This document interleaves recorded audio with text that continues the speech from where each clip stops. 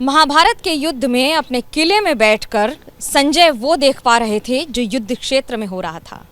लेकिन आज तो युद्ध की तस्वीर बदल गई है। ऐसे में अपने सेंटर पर बैठकर कमांडर को ये देखना होगा कि युद्ध क्षेत्र में क्या हो रहा है। तो ज़रूरत पड़ती है संजय की।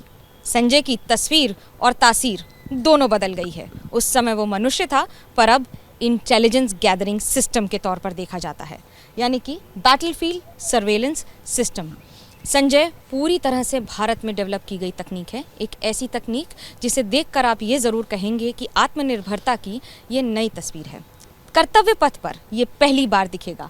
अब आपको इसकी विशेषता बताते हैं। बैटलफील्ड सर्वेलेंस सिस्टम में बहुत सारी चीज़ों का ध्यान रखना पड़ता है, यानी कि आसपास युद्ध क्षेत्र में दुश्मन पर नज़र रखना, अपनी कार्रवाइयों पर जानकारी रखना, हर तरह के टेरेन में ध्यान रखना और सारी इंटेलिजेंस गैदर करके इस व्हीकल के ज़रिए, जिसमें कंटेनर्स के अंदर पूरी मैकेनिक्स, पूरा सारा सिस्टम फिट है, उसके ज़रिए इसे ट्रांसफॉर्म करके रियल टाइम में कमांडर के पास पहुंचाना। सैटेलाइट का इस्तेमाल किया जाता है, साथ में आर्मी फाइबर्स का इस्तेमाल किया जाता है।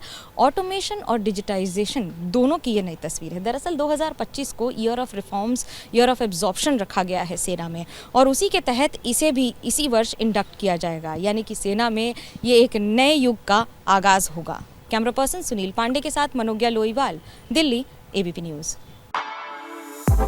For exclusive and insightful videos, subscribe to our new channel ABP Live Premium.